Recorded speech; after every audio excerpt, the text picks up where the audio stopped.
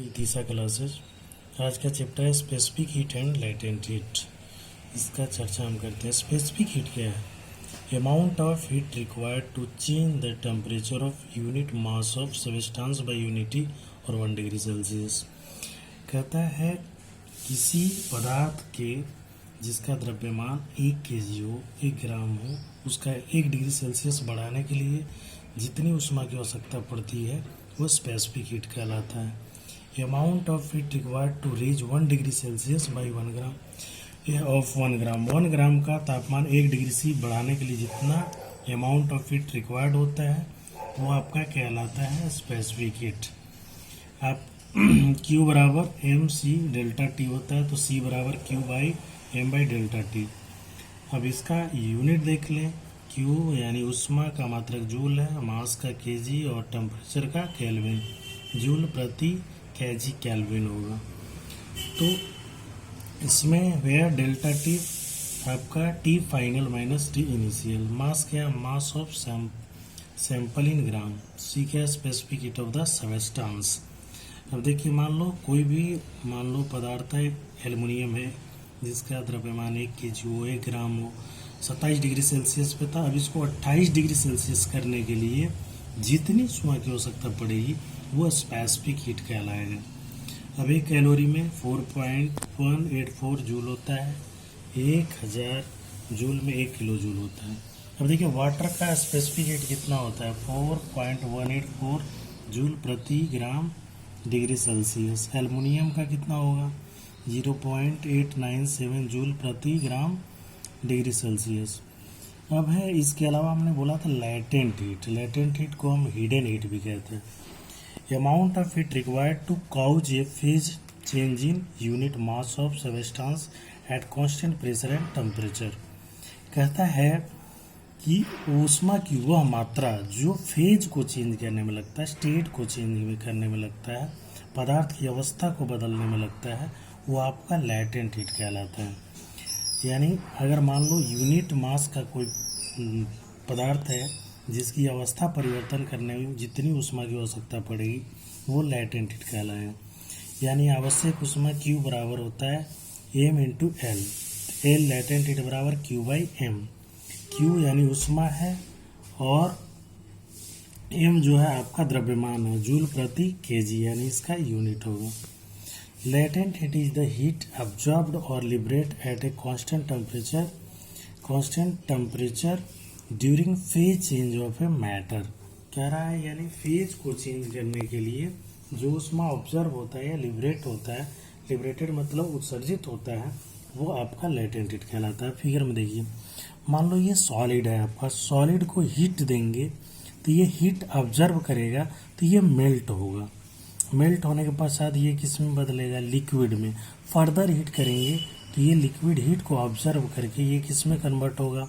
Boil करने के बाद ये गैस में कन्वर्ट हो जाएगा। यानी चेंज ऑफ फेज हो रहा है, सॉलिड से लिक्विड, लिक्विड से गैस। तो यहाँ हीट ऑब्जर्व हो रहा है। इसके अपोजिट देख लें, अगर हीट को हम रिलीज करते हैं तो आपका रिलीज के दौरान क्या होगा? कंडेंसेशन होगा। गैस का कंडेंसेशन होगा तो ये लिक्विड में कन्वर्ट होगा। फिर से अगर रिलीज करेगा हीट तो ये फ्रीजिंग होगा। फ्रीज होने के बाद लिक्विड किस में कन्वर्ट होगा? सॉलिड में होगा। तो ये पूरी तरह से अवस्था परिवर्तन के लिए जो ऊष्मा लग रहा है, यानी स्टेट चेंज के लिए लग रहा है, फेज चेंज के लिए लग रहा है, वो लेटेंट हीट है, जिसको हिडन हीट भी कहा जाता है। अब ये 2 टाइप का होता है स्पेसिफिक लेटेंट हीट। कितने टाइप का है? 2 टाइप का। Specific heat latent heat fusion के लिए एक होता है, फ्यूजन लेटेंट हीट, और वेपोराइजेशन के लिए होता है, एक वेपोराइजेशन लेटेंट हीट होता है। Specific latent heat, heat of fusion. अब इसके लिए क्या? Amount of heat required to convert the unit mass of a solid into a liquid without change in temperature. बिना टेम्परेचर में परिवर्तन के सॉलिड से लिक्विड में बदलने के लिए जो ऊष्मा की आवश्यकता पड़ेगी वो कहलाएगा लेटेंट हीट ऑफ फ्यूजन। ये हीट ऑफ फ्यूजन कहलाएगा। यानी बिना ऊष्मा परिवर्तन के, कहने का मतलब ऊष्मा परिवर्तित नहीं होगा। जैसे हम मान लो आइस को गर्म करते हैं तो 0 डिग्री सेल्सियस पर वो तब तक बना रहता है जब तक कि पूरा सॉलिड लिक्विड में कन्वर्ट नहीं हो जाता है। जब पूरा सॉलिड लिक्विड में कन्वर्ट हो जाता है तो उसका टेम्परेचर 0 से ऊपर बढ़ता है, यानी सॉलिड से लिक्विड में। आप देखिए ये पैटर्न सॉलिड का है और ये लिक्विड का है, कुछ दूरियां इंटरमोलिकुलर जो है स्पेस पड़ गया है। तो ये किसके कारण फेज चेंज हुआ, यानी 0 डिग्री सेल्सियस पर तब तक रहेगा। मान लो 0 डिग्री सेल्सियस पर वो तब तक रहेगा जब तक पूरा आइस आपका वाटर में कन्वर्ट नहीं हो जाता है। तो ये आपका लेटेंट एल बराबर क्यू बाई एम होगा, वेयर क्यू हीट है और एम मास है। अब ये स्पेसिफिक हीट का heat of vaporisation, specific latent heat का हीट ऑफ वेपोराइजेशन क्या है, amount of heat required to convert the unit mass of a liquid into vapour without change in temperature. बिना ताप में परिवर्तन के लिक्विड किस में बदल जाए, वेपर में बदल जाए, उतनी उष्मा की आवश्यकता पड़ेगी। मतलब इतनी उष्मा की आवश्यकता होगी जब लिक्विड वेपर में कन्वर्ट हो जाए बिना ताप में परिवर्तन के। ये कहलाएगा heat of vaporisation, specific latent heat of vaporisation कहलाएगा। ये पैटर्न देख लीजिए लिक्विड का है और ये लेटेंट हीट का। जैसे हम पानी को गर्म करते हैं, पानी को गर्म करते हैं तो स्टार्टिंग में 100 डिग्री सेल्सियस पर वो बॉयल होता है, फर्दर उसका हीट करने के बाद भी उसका टेम्परेचर राइज नहीं होता। तो आखिर वो टेम्परेचर यानी उष्मा, दी गई उष्मा जाता कहाँ, यानी वो अवस्था परिवर्तन करने में लगता है। यानी वो आपका लिक्विड किस में बदलता है, गैस में यानी वेपर में बदलता है। एक ऑब्जेक्टिव पूछता है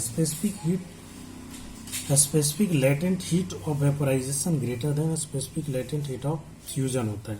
वेपोराइजेशन का लेटेंट हीट जो होता है फ्यूजन से बड़ा होता है।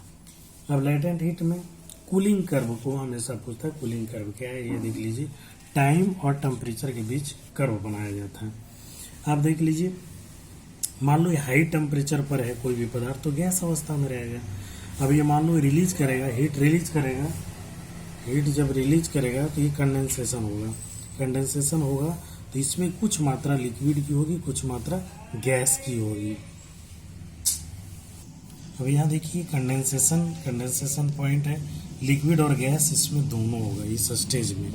अब यहाँ सॉलिडिफिकेशन होगा, जब कुछ हीट रिलीज होगा सॉलिडिफिकेशन होने के बाद ये क्या होगा, सॉलिड में कन्वर्ट होगा, इस जोन में सॉलिड में कन्वर्ट होगा। अब ये मान लो ये जो जोन होगा लिक्विड और सॉलिड दोनों का होगा, तो ये कहलाता है कूलिंग कर्व। अब इसमें हम लर्निंग चेक क्या करेंगे, लर्निंग चेक करेंगे when you touch ice heat is transfer from, कहाँ से कहाँ होगा लर्निंग चेक में, जब हम आइस को छूते हैं तो क्या होगा, हैंड टू आइस में जाएगा और आइस टू योर हैंड जाएगा। दो कंडीशन होगा, हैंड टू आइस में या आइस टू योर हैंड में जाएगा।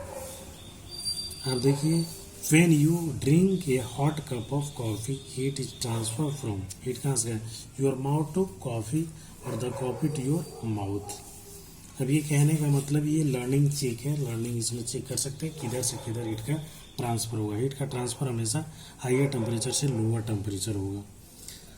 अब सब्सटेंस है जिसका स्पेसिफिक हीट हमने दिया, इथेनॉल का 2.44, ग्रेनाइट का 0.803, आयरन का 0.449 होता है। ये एक ब्रीफ डिस्कशन था। Thank you.